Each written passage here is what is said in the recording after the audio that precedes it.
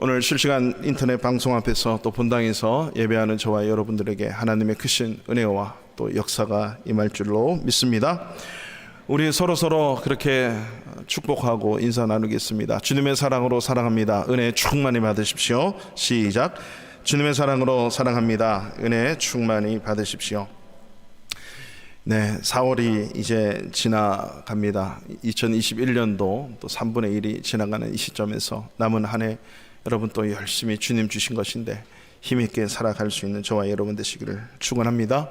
아멘. 예, 우리가 예수를 믿는다라고 하는 이 말은요, 정말 많은 의미를 내포하고 있습니다. 그래서 예수 믿는다 그랬을 때 그 믿는다라고 하는 어떤 종교적인 행위, 어떤 종교의 생활을 얘기하는 것이 아니라 예수 믿는다 그랬을 때는 그 안에 어마어마한 내용들이 있는데 사실 그것이 뭔지를 알아가고 배워가는 것이 신앙생활입니다. 그리고 우리가 예배를 통해서 말씀을 통해서 이렇게 예수 믿는 게 뭔지를 알아가는 것이거든요. 여러분 예수 믿습니까? 이 말은 아멘 안 하는데 안 믿나 본데요. 예수 믿습니까? 예, 아멘 하세요. 예, 아멘 하세요.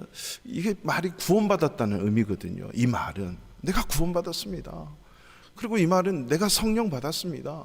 나는 오늘 죽어도 천국 갑니다. 내 안에 예수님이 계십니다. 이게 예수 믿는다는 의미가 다 들어있는 거예요. 나는 천국에 갑니다. 내 모든 죄를 용서받았습니다. 내 안에 지금 예수님이 살아계십니다 라고 고백하는 게 여러분 예수 믿는 거예요. 예수 믿는다 이 말 안에는 그 뜻이 다 있어요. 동의어입니다. 동의어. 그러니까 이 고백이 되어지면 여러분 예수 정말 제대로 믿으시는 거예요. 뿐만 아니라 나는 주님을 따릅니다. 이 의미가 나는 예수 믿습니다. 그래서 예수 믿는 모든 사람들을요, 우리는 제자라고 부릅니다. 그 제자 중에서 12명을 특별하게 불러서 훈련시킨 자들이 누구냐면 12사도라고 얘기하는, 그 모든 그 예수님을 따르는 자들, 믿는 자들을 성경은 제자라고 얘기합니다. 저와 여러분들은 예수님의 제자입니다. 예수님을 따르는 자입니다. 그렇기 때문에 우리가 예수 믿으면서도 예수님을 따르지 않는데요, 이런 말은 있을 수가 없다는 거죠. 좀 이율배반적인 그런 의미입니다. 만약에 그렇다면, 그러면 우리가 예수를 믿어도 예수를 따르지 않는다면요, 반드시 다른 어떤 무언가를 따르고 있다는 의미예요. 내 야망, 욕망, 내 명예, 뭐 물질도 될 수 있고요, 뭐 내 자식이 될 수 있고, 내 건강이 될 수 있고, 또 내가 간절히 바라는 뭔가가 그걸 따르는 거거든요. 예수를 따르지 않으면. 그렇기 때문에 저와 여러분이 예수를 믿는다는 것은 주님을, 내가 믿는 주님을 따른다라고 하는 의미가 있는, 지난 주일 시간에 증거한 말씀에 이어진 본문입니다. 세 번 예수님이 요한의 아들 시몬에게 물으시죠. 네가 나를 아가페 하느냐? 아가페 하느냐? 아, 필레아 하는구나. 내 양을 먹여라. 내 양을 치라. 내 양을 먹여라. 이 말은요, 하나님께서, 아니 예수님께서 이 베드로에게 주님을 사랑하는 게 뭔지, 그리고 나를 사랑해야 할 때 필레아로 사랑하지 말고 내가 너를 아가페로 사랑하는 것처럼 너도 아가페로 사랑해야 되는데, 나뿐만 아니라 나의 영혼, 나의 사람들을 아가페로 그렇게 먹이라는 거예요. 자, 오늘 그 18절 19절에서 주님이 이렇게 말씀을 하시면서 덧붙여서 베드로에게 이 말씀을 하십니다. 18절 19절 우리 다 같이 함께 읽겠습니다. 내가 진실로 진실로 네게 이르노니 네가 젊어서는 스스로 띠뛰고 원하는 곳으로 다녔거니와,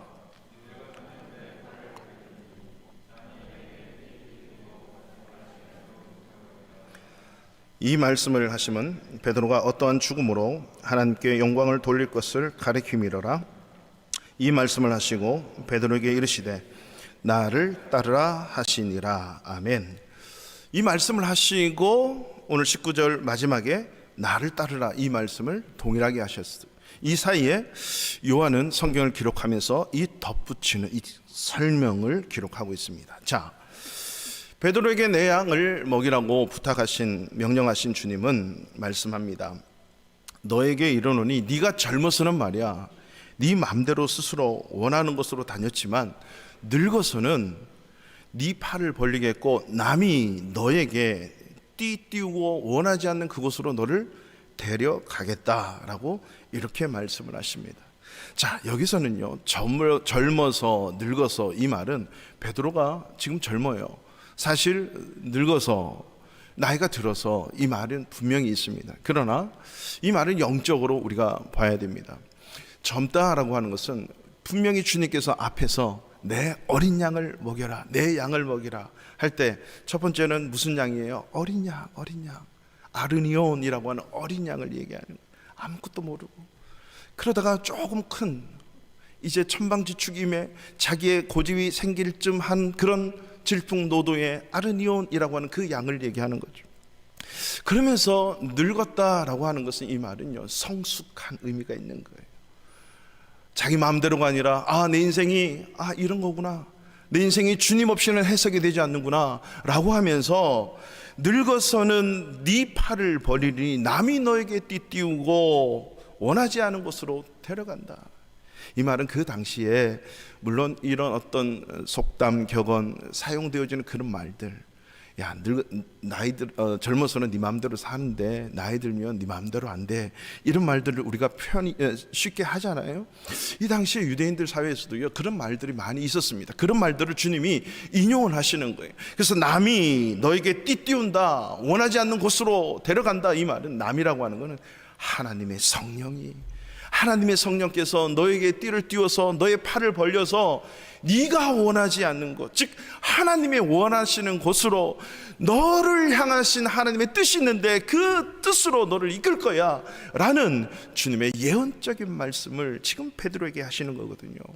이 말을 알아들은 요한은 기록을 하면서 19절에 보면 이 말씀을 하시면 베드로가 어떠한 죽음으로 하나님께 영광을 돌릴 것을 가리키는 거예요. 어떠한 죽음으로. 그러니까 베드로의 죽음은 하나님께 영광을 올려드리는 죽음이었다는 겁니다. 여러분, 예수 믿고 예수 따르는 저와 여러분들은 죽을 때 하나님께 영광 올려드릴 수 있는 그런 죽음이 있기를 축원합니다. 죽음을 준비하셔야 돼요. 저는 늘 이거 왔다 갔다 하면서, 제가 오늘 폴란드에 오는 그 순간부터 하나님이 이 길을 걷게 하시는데, 들어오는 입구를 삶과 죽음의 길이 여기 있는 거예요. 보면서 저분들이 저렇게 누워 계시지만 과연 어떠한 죽음으로 하나님께 영광을 올려드렸을까? 우리 예수 믿는 사람들은 예수를 따르면서 하나님께 영광 올려드릴 수 있는 죽음이 저와 여러분 가운데 기다리고 있음을 여러분 반드시 믿으시기를 바랍니다. 그리고 그 영광의 죽음을 위해서 여러분 살아가신다면 어떠한 질병도, 어떤 나약함도, 어떤 연약함도 두렵지 않고 저와 여러분의 삶과 죽음을 통해서 주님께서 영광 받으실 줄로 믿습니다. 이거는 결과론적인 입장에서요, 이 베드로는 그렇게, 성경에는 구체적으로 어떠한 죽음인지 없지만 그 당시에 로마 감독이었던 클라멘트가 바울을 보고 베드로를 보면서 이렇게 죽었구나. 바울과 이 베드로가 함께 로마에서 그렇게 순교했거든요. 그 당시에 대를 이어서 이 교부들이, 터툴리안, 유세비우스, 이런 사람들이 역사서를 기록하면서 베드로가 어떻게 죽었다는 것을 역사로 기록하는 거예요. 여러분, 그래서 코바데스 도메니 이런 영화도 보면 성경에는 나와 있지 않는 거지만 역사에 많은 역사학자들이 얘기하는 그것을 사실적으로 근거에 해서 영화를 만들어내고 우리에게 전해진 것 아니겠습니까? 베드로가 그렇게 하나님께 영광 올려드리며 죽었다는 거죠. 자, 이렇게 베드로에게 말씀하신 주님은요, 주님의 의도가 있다는 것을 우리는 요한복음 4복음을 통해서 분명히 보셔야 돼요. 베드로가 어부였을 때 고기를 열심히 잡고 있을 때 주님이 처음에 찾아오세요. 그러면서 마태복음 4장 19절을 보면 그의 인생에 혁명이 일어나요. 그래서 저는 마태복음 4.19 혁명이라 그러는데, 베드로에게 이런 혁명이 있다는 것은 저와 여러분들에게도 이런 혁명이 있다는 거예요. 4.19를 한번 띄워보실게요. 시작. 말씀하시되 나를 따라오라, 내가 너희를 사람을 낚는 어부가 되게 하리라 하시니. 베드로는 열심히 고기 잡는 어부였는데 주님이 베드로를 보시고 나를 따르라, 오늘 팔로우 미, 너는 나를 따르라, 이 말씀을 3년 전에 예수님이 베드로를 처음 만났을 때, 내가 말이야 너를 사람 낚는 어부가 되겠네. 어부는 어부인데, 어부는 고기를 잡아야 했는데 사람을 낚는 어부라. 이해를 못했을 거예요. 젊을 때는 그게 뭔지 모르고 그냥 다녔지만 늙어서는 이게 사람 낚는 어부구나 라고 하는 사실을 깨닫고 주님을 따르는 것이 무엇인지 알게 됐다는 거죠. 이 3년 전에 예수님이 베드로를 불렀을 때 나를 따라오라, 이 말씀이 오버랩되면서 이 베드로의 3년의 지난 날에 이 생각과 이 마음의 교차함이 계속적으로 이 말씀을 들으면서 아마 충만했던 거죠. 3년 동안 예수님과 동고동락하면서 사도로, 그것도 수제자로 아마 양육을 받았습니다. 그리고 3년을 거의 마감하는 시점에서 예수님은 베드로에게 다시 이런 말씀을 기억하게 합니다. 요한복음 13장 36절인데요. 이 말씀은 예수님이 베드로에게 닭 울기 전에 네가 나를 3번 부인하겠다 이 말씀을 하시기 전에 이 말씀을 베드로에게 얘기하십니다. 시몬 베드로가 이르되 주여 어디로 가시나이까? 예수께서 대답하시되 내가 가는 곳에 네가 지금은 따라올 수 없으니 후에는 따라오리라. 그 지금은 네가 나를 못 따른다, 후에는 따라오네. 베드로를 처음 보실 때요, 나를 따르라. 예수를 믿는 것은 예수님을 따라가는 거예요. 3년 전에 예수를 따라오라 그랬죠. 중간에 지금은 내가 어디 가는지 못 따라올 거야, 그렇지만 나중에는 반드시 따라올 거야 라고 이미 말씀하신 그것을 부활하신 예수님이 베드로를 만나서 나를 따르라, 네가 나 사랑하냐? 따르라 말씀하시는 거거든요. 그렇다면 오늘 29절에서 나를 따르라, 그리고 22절에서 너는 나를 따르라, 이 말씀, 주님을 따른다는 의미가 뭘까요? 오늘 두 가지로 한번 살펴보기를 원하는데요. 첫 번째는 주님을 사랑하는 것이 주님을 따르는 거예요. 둘째는요, 주님을 자랑하는 것이 주님을 따르는 거예요. 우리 두 가지를 차례로 살펴봤으면 좋겠습니다. 주님을 사랑한다는 것, 이게 주님을 따른다는 의미인데요, 우리 이미 봤던 세 번의 질문은 아가페 사랑으로 예수님을 사랑하라는 겁니다. 주님에 대한 간절함이 있지만 주님을 따르긴 따르고 믿긴 믿었는데 주님을 아가페로 사랑하지 못했던 이 베드로, 그래서 주님의 그 아가페 하냐 이렇게 질문했을 때 베드로는 그렇게 아가페로 주님을 사랑하고 싶지만요, 여전히 제가 주님을 인간적으로 따랐어요, 필레아 했잖아요, 죄송합니다. 내가 주님을 정말 아가페로 사랑할 수 있도록, 아가페로 따를 수 있도록, 이제는 그렇게 따를 수 있도록 제가 노력하겠습니다, 이런 온통 이 마음이 담겨있는 대답이거든요. 주님, 제가 주님을 아가페로 사랑하지만, 아니 아가페로 사랑하고 싶지만 안 되네요. 그렇지만 아가페로 사랑하고 싶어요. 주님은 아시잖아요, 제가 아가페로 사랑하고 싶지만 여전히 필레아로 사랑했다는 것, 이거예요. 그러면서 주님이 어린 양을 먹이라 그러고 양을 치라 그러고 내 양을 먹이라 그래요. 여러분, 우리가 교회에서 하는 모든 봉사, 목사가 목회하고 양을 먹이는 목양이라 그러잖아요. 설교를 하고 예배를 인도하고 우리 PPT를 넘기고 찬양을 하고 반주를 하고 방송실에서 교회에서 청소를 하든 임원을 맡든 셀 리더를 맡든 직분을 맡든 그것은요, 주님을 사랑함으로 맡아야 돼요. 주님을 사랑해서 그 일을 해야 돼요. 주님 사랑하지 않고 그 일을 하면 다 무너지게 돼 있습니다. 내가 한 거예요, 내 공적밖에 안 돼요, 내가 할 수 있으니까 하는 거예요. 그게 아니에요. 나는 못합니다. 그렇지만 주님 사랑하기 때문에 합니다. 교회 모든 봉사와 헌신과 모든 일은요, 주님 사랑하는 것부터 시작하는 거예요. 그 사랑하면서부터 시작하기 때문에 내게 능력 주신 자에서 나는 다 할 수 있는 거예요. 내 힘으로는 못해요. 내가 가진 것으로는 못해요. 그래서 이 주님의 사랑으로 교회의 모든 일은 감당해내야 돼요. 그래서 모세에게 율법을 주실 때 하나님도 모세에게 신명기에서 그렇게 말씀하시잖아요. 여호와를 사랑하는데 마음 다하고 뜻 다하고 힘 다해서 너희 하나님 사랑해라. 1500년 후에, 모세의 1500년 후에 예수님이 이 땅에 성육신 하셔서 오셔가지고 그 예수님이 그 율법 만드신 분이잖아요. 1500년이 지났는데도 동일하게 말씀하시는 거예요. 예수님이 말씀하십니다. 네 마음 다하고 목숨 다하고 뜻을 다하고 주 너의 하나님을 사랑해라. 이것이 가장 크고 첫째 되는 계명이고, 둘째는 그와 같으니 너의 이웃을 너 자신처럼 사랑해라. 이웃 사랑, 하나님 사랑, 이게 전부예요. 그러면서 내가 너희들에게 새 계명을, New Commandment, 새 계명을 너에게 주겠다 그러면서 그 새 계명이 뭡니까? 서로 사랑해. Love each other, love one another. 이 말은요, 의미가 아주 깊습니다. 구약 시대에는 하나님의 일을 할 때 특별한 하나님의 선택하신 자들만 해요. 기름 부은 왕, 선지자, 제사장, 그 외에 특별한 사람들만 성령을 주셔서 하나님의 사명을 감당하게 하거든요. 내 양을 먹였거든요. 주님의 양을 먹였거든요. 근데 예수님 시대가 지나면서 성령이 이 땅에 오시면서 누구든지 성령을 받으면 다 제사장이네, 왕이네, 선지자네, 다 하나님의 사람들이에요. 다 하나님의 제자예요. 예수님의 제자예요. 누구든지 다 성령 받으면 주님의 사람, 주님의 양을 다 먹여야 되는 거예요. 그러면 그 성령 받은 모든 사람들, 하나님을 믿고 예수를 믿고 따르는 사람들은 love one another, 서로 사랑하지 않으면 이 사명을 감당하지 못하는 거예요. 그래서 서로 사랑해야 돼요. 우리의 모든 성도들, 우리 모든 등록된 모든 성도들은 어떻게 해서든지 아가페 사랑이 넘쳐야 돼요. 목사 때문에 일하는 것도 아닙니다.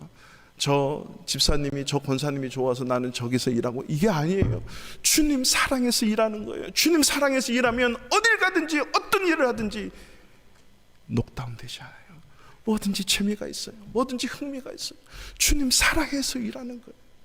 교회의 모든 일은요, 뭐 하나 주보 만드는 것부터 시작해서 뭐 하나 쓰는 것부터 화장실 청소든 설거지든 뭐든지 주님 사랑하기 때문에 감당해내는 거. 그래서 예수님이 서로 사랑하라라고 말씀하신 거죠. 여기서 사랑하는 데 있어서는요, 그냥 추상적인 것이 아니라 좀 세 가지 점검이 필요한데요. 그 세 가지 점검, 우리 소예배실에 가면, 요즘에 소예배실에서 우리가 예배를 우리가 잘 드리지 않지만, 지금 소예배실에 계셔서 예배 드리신 분인지 모르겠지만, 그 강단 뒤에 영어로 써 있는 게 있어요. In Christ, with Christ, for Christ. 예수 안에서, 예수와 함께, 예수를 위해서. 사실 마태복음부터 요한계시록까지 가장 많이 나오는 전치사, 특별히 사도 바울은 이 전치사들을 정말 사랑했나 봐요. 영어로도 in, with, for. 예수 안에서, 예수와 함께, 예수를 위해서. 이게 주님을 사랑하는 거예요. 예수 안에서. 그래서 예수님이 요한복음 15장에서 그런 말씀을 하시죠. 나는 포도나무고 너희는 가지라. 그가 내 안에, 내가 그 안에 거하면 사람이 열매를 많이 맺나니 나를 떠나서는 너희가 아무것도 할 수 없느니라. 예수님이 포도나무고 우리는 가지라고 표현을 쓰는데, 붙어있는 표현을 네가 내 안에, 내가 너 안에, 이게 붙어있는 게 내가 너 안에 있고 네가 내 안에 있다는 겁니다. 여러분, 예수님은 하나님이신데 그 신 되신 하나님이 이 세상보다 더 크시잖아요. 우주 만물보다 더 크신 분의 이 밴댕이 같은 내 속에 어떻게 들어오시겠냐고요. 그 표현이 뭐예요? 우리가 주님 안에 있다는 겁니다. 우리가 주님 안에 있는 표현을 주님은 그렇게 우리에게 말씀하시는 거예요. 내가 너 안에 있어. 이 밴댕이 같은 나의 마음에, 이 목사의 이 밴댕이 같은 마음에 어떻게 그 크신 주님이 안에 들어오시겠어요? 못 들어오는 거거든요. 주님이 그렇게 해석을 하시는 거예요. 나한테 붙어있는 게 말이야, 네가 내 안에 있고 내가 네 안에 있는 이 표현을 쓴다. 그래서 우리가 주님 안에 있어서 주님을 떠나서는 너희가 아무것도 할 수 없대요. 주님이 이렇게 말씀하셨는데, 우리가 주님 안에 있지 않고 뭔가 할 수 있다는 것은 역으로 생각하면 내가 주님 안에 있지 않는 거예요. 우리가 주님 안에 있으면 주님을 떠나서는 아무것도 할 수 없대요. 주님을 떠났는데 뭔가 할 수 있어. 그것은 아직도 주님을 사랑하지 않는 것이 될 수 있다라고 하는 의미가 있겠지요. 15장 7절에는 너희가 내 안에 거하고 내 말이 너희 안에 거하면 무엇이든지 원하는 대로 구하라. 그래야면 이루리라. 우리가 주님 안에만 있고요, 주님이 내 안에 있으면 뭐든지 원하면 준대요. 믿습니까? 뭐든지 원하는 대로 주님이 주신다는 거예요. 이 약속의 말씀을 저와 여러분들이 누려봤으면 좋겠어요. 그런 누림이 있기를 축원합니다. 내가 주님 안에만 있으면요, 뭐든지 다 주님이 이루어 주신대요. 그래서 바울은 고린도서 13장 5절에 보면 너희는 믿음 안에 있는가 너희 자신을 시험하고 너희 자신을 확증해 보라. 그러니까 스스로 자가 테스트를 해보는 거예요. 내가 과연 예수 안에 있는가, 믿음 안에 있는지 스스로 테스트 해보라 그러는 거죠. 예수 그리스도께서 너희 안에 계신 줄을 너희가 스스로 알지 못하느냐? 그렇지 않으면 너희는 버림받은 자니라 라고 말씀합니다. 우리가 예수 안에, 믿음 안에 계신다, 이것은 우리가 예수 안에 있다는 의미예요. 우리가 믿음 안에 있고, 그러면 예수님이 내 안에 있는 거거든요. 이것을 뭐라고 하냐? 사랑 안에, 예수 사랑 안에 거한다. 이 표현들을 요한복음에서 쭉 15장에서 말씀하고 있고, 요한 1, 2, 3서에서 사랑 안에 있다. 이게 바로 주님을 사랑하는 것이고, 이 주님을 예수 안에서 사랑할 때요, 주님을 따르는 거예요. 주님을 사랑한다는 두 번째 의미는 with Christ, 주님과 함께예요. 이미 예수님을 이 땅에 보내주시겠다고 약속하시고 예언하신 하나님께서 임마누엘이라고 하는 이름으로 예수를 보내주시겠대요. 마리아에게도 말씀하시죠. 아들을 낳는데 예수야, 구원주야, 그는 임마누엘이야, 하나님이 우리와 함께 계시다라고 하는 거죠. 주님이 그래서 승천하실 때도 세상 끝날까지 너희와 함께 하겠다. 자, 주님이 함께 할 때 이제는 우리가 예수 믿는다는 것은 우리가 주님과 함께 하는 거예요. 예수님이 12제자를 이렇게 택하셔서 세울 때 마가복음 3장 14절에 이렇게 말씀하십니다. 이에 12를 세우셨으니 이는 자기와 함께 있게 하시고 또 보내사 전도도 하게 하시니. 12제자를 선택하신 거는요, 자기와 함께 있게 하시는 거예요. 이 말이 뭘까요? 주님과 함께 모든 일을 같이 하는 거예요. 같이 걷는, 동행하는 겁니다. 함께 하고 싶다는 거죠. 그래서 우리 예수 믿는 것은요, 주님과 함께 하는 법을 배우는 거예요. 주님과 함께 하는 것을 알아가야만 돼요. 어디까지요? 주님과 함께 내가 십자가에 못 박혔나니, 주님과 함께 고난받고 죽고, 주님과 함께 다시 살리심을 받고, 주님과 함께 승천하고, 주님과 함께 하나님 우편 보좌에 앉고, 이게 다 성경에서 말하는 주님과 함께거든요. 그래서 로마서 8장 17절에는 이렇게 말씀하죠. 자녀이면 또한 상속자 곧 하나님의 상속자요 그리스도와 함께한 상속자니 우리가 그와 함께 영광을 받기 위하여 고난도 함께 받아야 될 것이니라.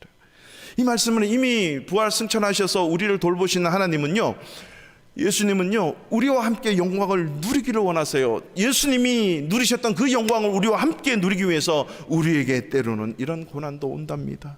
그 고난과 함께, 주님과 함께 고난 당하면 함께 영광도 보잖아요. 그 폭풍우 속에서, 그 배가 뒤집히는 상황 속에서 갈릴리 호수에서 예수님은 주무시고 계시고, 이 제자들이 난리 났어요. 우리가 죽게 됐는데 주님은 왜 잠만 자고 있습니까? 항의하는 거죠. 예수님이 야, 믿음이 없는 자들아 말씀하시잖아요. 이 말은 뭐예요? 내가 있잖아, 내가 너와 함께 하고 있잖아. 그러면서 폭풍을 잠잠하게 하세요. 주님과 함께 하니까 폭풍이 무섭지가 않아요. 주님과 함께 그 기적을 보는 거예요. 주님과 함께 있을 때 그 영광을 보는 거죠. 이 두 가지, 예수 안에 주님과 함께, 이 말이 뭐예요?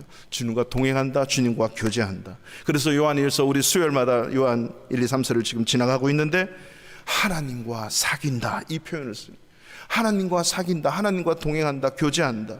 이게 주님의 사랑 안에 주님의 사랑과 함께 거하는 거예요. 그래서 우리가 예수 믿으면서 누구와 사귀는가가 참 중요해요. 하나님과 사귀고 있는가, 믿음의 사람과 사귀가, 누구와 사귀고 있는가, 함께 하는가가 참 중요해요. 인도에는요, 정말 세계적으로 좋은 학교가 있어요. 보딩 스쿨이 있는데 초등학교 6학년부터 12학년까지 함께 있는 우드스탁이라고 하는 미국 선교사님이 세우신 학교예요. 해발 2000에서 2400m, 500m 여기에 산속에 쫙 정말 아름다운 멋있는 학교가 있어요. 160년이 됐어요. 인도에서 요지부동으로 1위예요. 그 보딩 스쿨 중에서 1위예요. 그래서 인도의 부자들만 간대요. 근데 이 우드스탁 이 설립자의 정신을 따라 선교사님이 세웠기 때문에 세계 외국 선교사님, 오지에 계신 선교사님이 자녀들이 학교가 없잖아요. 위험이 있잖아요. 아프가니스탄, 파키스탄, 중동에 있고 아프리카에 있는 선교사님들이요, 또 인도에 오지에 계신 선교사님들 자녀들이 거기에 가서 저렴한 비용으로 공부를 해요. 우드스탁이라고. 근데 그 선교사님 자녀들이 이제 계시기 때문에 저희들이 때로는 또 이렇게 만나고 케어도 해야 되기 때문에 그 자녀들이 와가지고 얘기를 하는 중에 정말 엄청난 얘기를 들었어요. 자기가 인도 친구들은 거의 다 선교사님 자녀들이고, 이제 한국 분들 중에도 좀 이렇게 재정적인 여력이 되는 분이 꼭 보내시는 분이 꼭 있어요. 그리고 거의 인도의 부자들 자녀가 와요. 그 인도 친구하고 얘기하면서 난 햄버거 진짜 먹고 싶다 이렇게 얘기를 했다는 거예요. 그 인도 친구한테, 우리 선교사님 자녀가. 그랬더니 그래 진짜 먹고 싶어. 그 간단하지. 그러면서 우리 선교사님 자녀들은 그냥 한번 들어가면 1년 내내 거기에 있어야 돼요. 근데 인도 부자들은요, 왔다 갔다 잘해요. 잠깐 기다려. 그랬더니 이렇게 얘기하더니 자기 아버지한테 전화를 한 거예요. 이렇게 해서 햄버거. 그래가지고 진짜 오냐? 온대요, 햄버거가. 했더니 좀 있다가 30분 좀 지나고 1시간 안 됐는데 두두두두두두 하면서 헬기가 뜨는 거예요. 헬기가 운동장에 내리더래요. 이 친구가 막 달려가요, 전화하면서. 그랬더니 헬기에서 문을 열더니 맥도날드를 크게 주면서 자기가 놀란 거예요. 어떻게 헬기로 배달을 하나? 맥도날드가 그렇게 하나? 그게 아니라 돈이 워낙 많은 부잣집 아들이니까 이 아버지가 그냥 헬기 사용해가지고 맥도날드 자기 아들한테 갖다 주는 거예요. 자기가 놀래버린 거예요. 여러분, 헬기로 배달된 맥도날드 드셔보셨습니까? 이 선교사님 자녀가 놀란 거예요. 인도 부자의 위력. 그래서 지금 코로나가 인도에 지금 어제까지 계속 오늘까지 창궐하는데 부자들이 인도에 있지 않고 이미 영국에 막 자기 전세기 사용해서 막 떠나잖아요, 인도를. 여러분, 인도 부자가 상상을 초월하는 거예요. 누구와 사귀냐에 따라서 자기가 유일하게 학교 안에 있으면서 맥도날드 햄버거 먹은 사람이래. 그래서 자기 때문에 많은 한국 애들이 그 맥도날드를 먹은 거예요. 누구와 사귀냐에 따라서. 전능하신 하나님, 천지를 창조하신 하나님, 나를 위해 생명 바친 예수님이 나와 함께하면 여러분, 우리가 못 볼 영광이 하나도 없음을 믿으시기 바랍니다. 이것보다 더 큰 영광을 여러분 보게 되실 겁니다. 이것을 뭐라고 해요? 우리는 예배를 통해서 이런 은혜를 누리게 돼요. 그래서 주일날은요, 이게 안식이라고 하는 개념이 주일에는 있는데, 이 안식은요, 우리의 몸과 마음과 영을 쉴 뿐만 아니라 내일 월요일을 다시 시작하는 의미가 안식이에요. 월요일 한 주간을 멋지고 아름답게 힘있게 시작하려면 이 안식을 잘해야 되는 거예요. 그래서 여러분, 예배가 그런 것이에요. 주님 안에서 쉬고 주님과 함께 지내면서 쉬면서 이제는 내일을 위해 다시 시작하는 힘이 여기에 있는 거거든요. 그래서 여러분, 우리 교회 성도님들, 제가 와서 이 가정 예배를 늘 항상 말씀을 드리는데 이제 구체적으로 제가 이제 실현을 해야 될 때가 왔어요.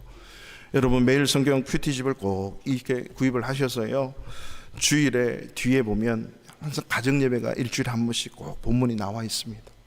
그래서 특별히 토요일 저녁에는 이제 시간 되시는 대로 우리 아빠들이 다 모일 수 있는 시간이 토요일 저녁이나 주일 저녁이잖아요. 그래서 토요일 저녁에 모여서 이 가정 예배를 꼭 들으십시오. 그래서 가정을 위해 서로 대화하고 기도하면서요, 주일 예배에 승리하기 위해서, 주일 예배를 통해서 하나님의 살아계심을 맛보고 주님을 사랑하는 우리 가정 되기 위해서 주일 예배를 위해서 기도해 주세요.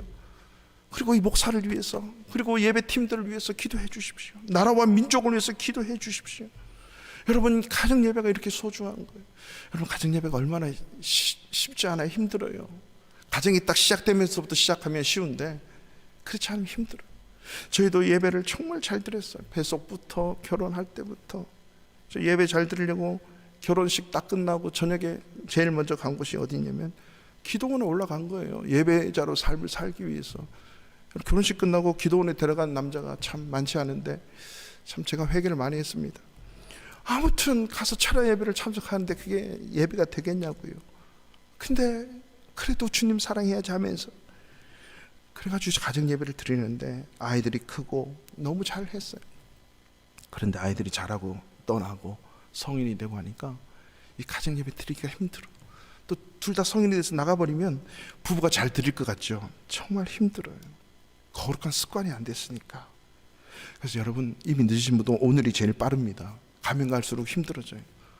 오늘부터 당장이라도 가정에 예배가 살아있어서 주님 안에 주님과 함께 이것이 우리 가정의 힘이야 능력이야 하면서 온 가족이 함께 예배할 수 있도록, 아내는 이 예배를 쫙 차릴 수 있어야 되고 남편은 말씀 가지고 함께 말씀을 나눌 수 있는 이 은혜가 우리 바르샤바 한인교회 가운데 차고도 넘치기를 축원합니다. 예배가 주님 사랑하는 것이고 예배가 주님 따르는 거예요. 둘째로 주님을 따른다는 의미는 주님을 자랑하는 거예요. 주님을 자랑하는 거예요. 이 주님을 자랑한다는 의미가 뭐냐면 in Christ, with Christ, for the Lord, for Christ. 주님을 위해서. 그래서 여러분, 주님을 위해서 내가 뭔가 하겠다라고 하는 것은 주님 안에 있지 않고 주님과 함께 있지 않고 주님을 위해서 뭔가 한다는 것은 약간 핀트가 맞지 않아요. 주님과 교제하고 주님을 사랑 안에서 서로 사랑의 교통이 있고 주님과 사귀면서 그때 내가 주님을 위해서 뭘 해야 되는지 알게 되는 거예요. 알게 되는 거거든요. 무엇을 어떻게 해야 될지를 주님 안에 있고 주님과 함께 시간을 보내면 알게 돼요. 그래서 예수님이 3년 동안 제자들과 함께 있으면서 예수 안에 있으면서 많은 것을 가르치고 배우게 했어요. 그리고 예수님이 말씀하십니다. 아버지께서 나를 보내신 것처럼 나도 너희를 이리 가운데 양으로 보내겠다. 그제서야 나를 위해, 아버지를 위해 내가 너희를 보내겠다는 거죠. 그때서야 주님을 위해서 일하는 것이 뭔지를 아는 거죠. 여러분, 우리가 예수 믿고 십자가의 은혜로 구원을 받고 하나님의 은혜 속에 살아간다는 것은 상당한 의미가 또한 있습니다. 우리가 받은 하나님의 은혜를 우리는요 반드시 쏟아내지 않으면 이 은혜가 고여서 사해바다로 흘러가요. 썩은 물이 돼요. 이 하나님의 은혜가, 받은 은혜가 너무 많은데, 하나님은 인간을 창조하실 때 창세기 1장 28절에 보면 이미 하나님이 그들에게 복 주어 가라사대, 이 말은 뭐냐면 하나님의 형상과 하나님의 인격과 하나님이 하시는 모든 일들이, 지혜가 이들에게 다 있는 거예요. 복 줬다는 것은 이미 다 들어 있습니다. 그래서 이들에게 어떻게 명령합니까? 생육해라, 번창해라, 번성해라, 충만해라, 정복해라, 다스려라. 이 명령을 하실 때 그냥 명령하지 않아요. 바로가 이스라엘 백성들에게 집도 주지 않으면서 내가 명령한 거 다 해내, 이렇게 무자비하신 분이 아니라고요. 생육하고 번성하고 충만하고 정복하고 다스릴 수 있도록 이미 다 주신 거예요.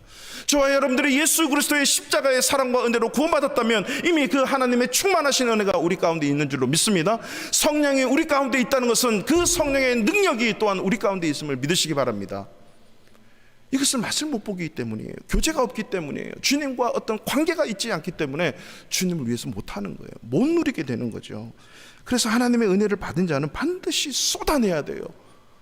마치 이런 거예요. 우리가 육의 양식을 먹으면, 하루에 한 끼를 먹든 세 끼를 먹든 먹으면 반드시 두 가지 현상이 안 일어나면 내 몸의 건강에 문제가 생겨요. 첫 번째는 배설을 잘해야 돼요. 한 달 내내 먹었는데 화장실 한 번도 안 가. 어떻게 되겠어요? 저는 이런 아이들과 살아봤기 때문에 정말 비참해져요. 화장실 안 가. 배설을 해내야 돼요. 둘째는 먹었다면요, 일을 해야 돼요. 주부는 주부로서 직장에서 열심히 일하고 가끔 운동도 해주고, 이게 잘 먹고 배출하는 거죠. 맞습니까? 에너지가 사용되는 거죠. 영의 양식도 마찬가지예요. 우리에게 주신 은혜는요 반드시 쏟아내야 돼요. 그 두 가지로 쏟아내는데, 첫 번째는 예수 믿는 사람끼리 하나님의 은혜를 나누는 거예요. 간증하는 거죠. 서로 제가 일주일 동안 하나님이 제 인생에, 아니 제 삶에 이렇게 역사하셨어요. 가정에서요, 자녀들에게요, 직장에서 이런 일이 있었어요. 사업하면서 어려웠는데 하나님이 이런 은혜를 주셨습니다라고 그 하나님이 주신 은혜를 서로 쉐어링하는 거예요. 믿는 사람들끼리 모여서 간증하고. 우리 교회 예배가 그런 거예요. 하나님 은혜 주셔서 감사합니다. 찬양 드리고 물질 드리고 헌금 드리고, 이 드리는 거예요. 나누는 거죠. 뿐만 아니라 우리가 셀 모임 하잖아요. 우리 여성교회에서는 셀 모임은 지금도 줌으로서 막 이렇게 하는데 하나님의 은혜를 나누는 거예요. 하나님을 자랑하는 거죠. 그래서 은혜 나누다 보면 저런 은혜가 있네. 그러면 저런 은혜를 내가 받기 위해서, 때를 따라 돕는 은혜, 저 은혜 받기 위해서 내가 이렇게 해야 되겠다. 서로 나누는 거예요. 이 나눔이 얼마나 중요한지 아십니까? 그래서 우리 남성교회도 하반기 때부터 줌을 통해서든지 이게 하나님의 은혜를 나누면 나눌수록 풍성해지고 더 강력해진다는 이 하나님의 말씀. 나누어야만 돼요. 은혜는 나눌 때 배가 되고 충만해지고 능력이 있어지는 거예요. 둘째는 은혜는 증거해야 돼요. 이게 뭐냐? 자랑하는 거예요. 예수 자랑해야 돼요. 예수 자랑해야 돼요. 믿지 않는 자들에게 예수 믿어보세요. 인생이 달라집니다. 예수 믿으면 새로워집니다. 예수 믿으면 됩니다. 복음을 증거하는 거예요. 예수의 사랑을 전하는 거예요. 복음 전파하고 전도하는 거, 이게 예수 자랑하는 거잖아요.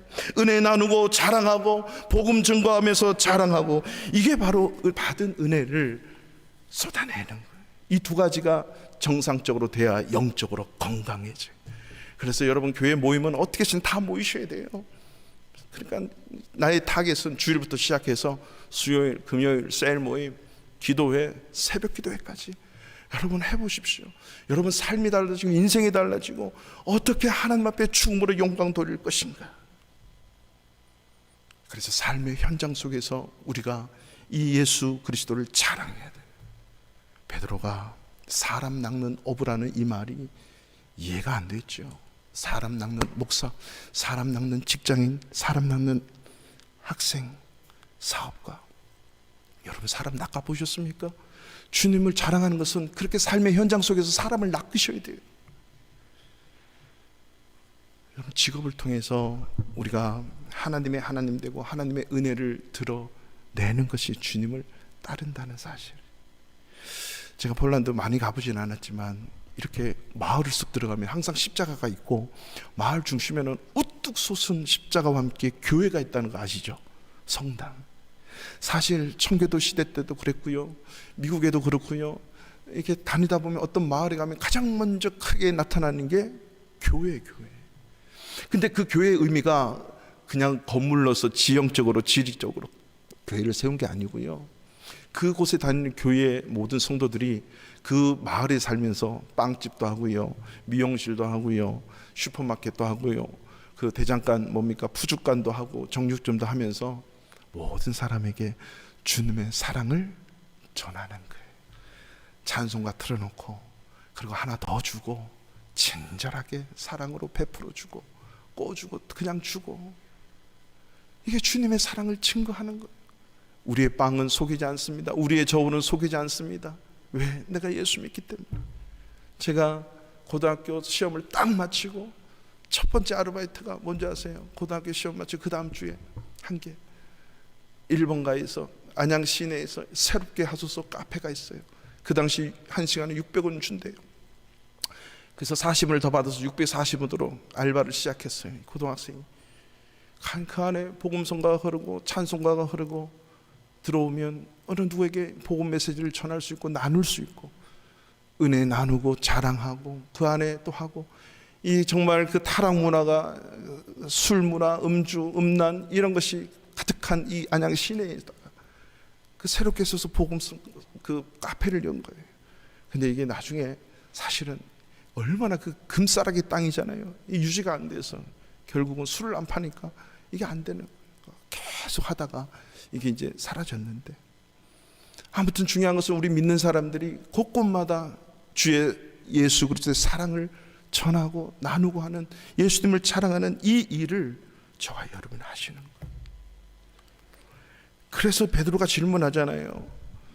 이 사도 요한이 예수님의 품에 안겨서 사도 요한도 따르는 것 같은데 나는 그렇게 늙어서 내 맘대로 못 살고 두 팔을 벌리고 남이 내 띠 띄우는데 쟤는 어떻게 되겠습니까? 요한 보고 얘기하는 거예요. 주님, 쟤는 어떻게, 요한은 어떻게 되겠습니까? 그랬더니 예수님이 말씀하시죠. 내가 올 때까지 그를 머물게 할지라도, 내가 재림 때까지 그를 살리든 죽이든 내가 알아서 할 테니까 이게 무슨 상관이냐? 상관하지 말고 너는 나를 따르라. 각자에게 주신 그 길이 다 있어요. 주님을 따르는 길. 그래서 주부로, 사업가로, 직장인으로, 학생인으로, 청소부로 뭐 여러 가지 삶의 모든 다양한 직업군을 통해서 우리는 주님을 따르는 거예요. 말이 뭐예요? 주님을 자랑하는 거죠. 그 속에서, 직업을 통해서. 제가 인도에서 그 캐나다의 한 교회에서 단기 선교를 인도에 오셨어요. 어떤 안수 집사님하고 권사님하고 청년들 한 10명 정도 이렇게 해서 11명 이렇게 오셨는데, 이 남자 안수 집사님이 목사님 저를 어디에 좀 데려가 주세요. 그래서 어디요? 그랬더니 어디래. 그곳이 어디냐면 우리 김자경 이현우 집사님이 사시던 그 동네예요. 그곳이 이렇게 외국인들이 많이 살거든요. 왜 그러냐 했더니 갔더니요, 눈물을 글썽글썽거리는 거예요. 이 집사님이 초창기 S그룹의 지역 전문가로 오셔서 어디에 사무실을 내고 어떤 지역 전문가로, 소위 말해서 그 프론티어로 이렇게 그 선발대로 오신 거예요. 그래서 이렇게 해서 쌓아놓았다고. 1990년 초반.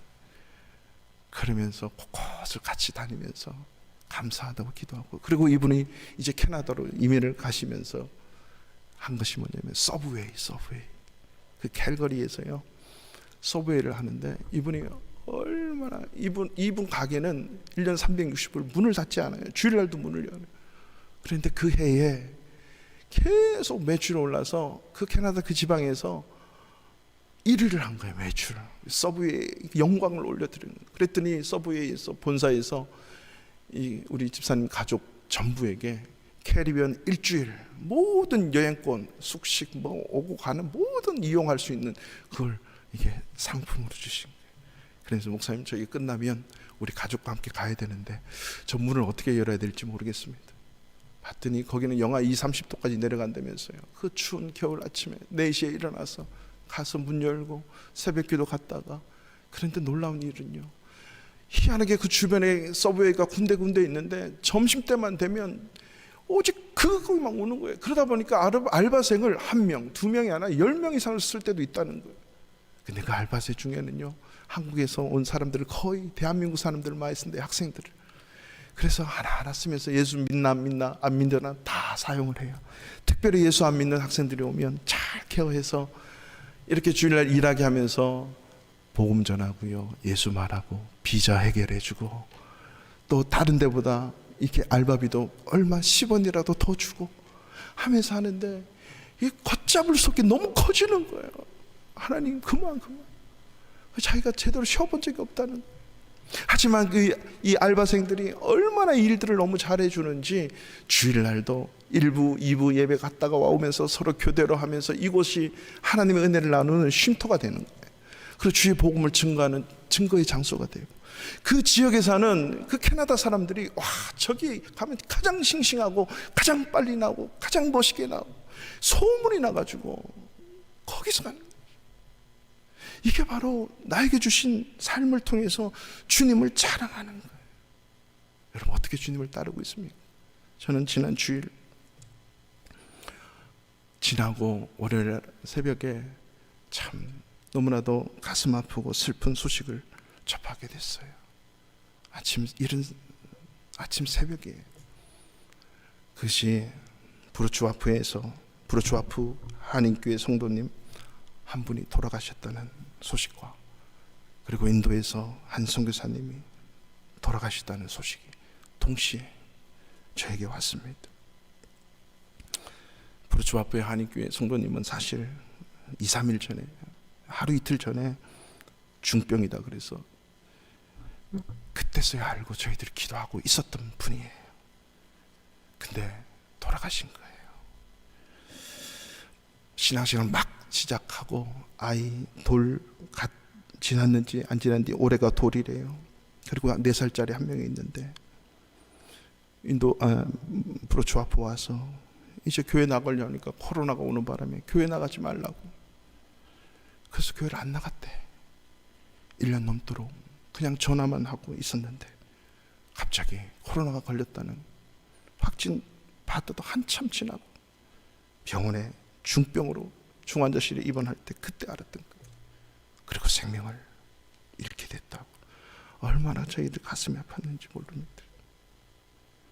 이 주재원 한 분이 회사를 위해서 주어진 기간에 최선을 다하는 자가 우리도 주재원 분들이지만 이게 주재원 아니에요. 내 기업의 사명을 가지고 우리 기업을 사랑하고 우리 회사를 자랑하기 위해서 주재원으로 사는 거잖아요. 어떻게 해서든지 우리 회사에 이득을, 이윤을 남겨서 우리 회사가 우뚝우뚝 서서 번영할 수 있도록 만드는 게 우리 주재원의 역할이잖아요. 생명 다해 살아가죠. 한 분 한 분이 감당해야 될 그 책임감을 이루 말할 수 없어요. 그래서 인도에서는요, 웬만한 기업의 주재원들은요, 자가 운전까지도 허락하지 않아요. 스스로 운전을 못하게 해요. 아무리 운전을 잘해도 운전하면 불법이에요. 그래서 대리 운전 기사를 다 둘 수밖에 없는 상황. 만약에 사고 나면 회사가 안 되기 때문에 그 주재원이 감당해야 될 일을 1시간 안으로 못하면 그 일을 못하기 때문에, 그래서 얼마나 이 주재원을 회사에서 섬기는지 몰라요. 때마다 시마다 되면 못 먹는 거 없어요. 다 와요, 회사에서. 왜?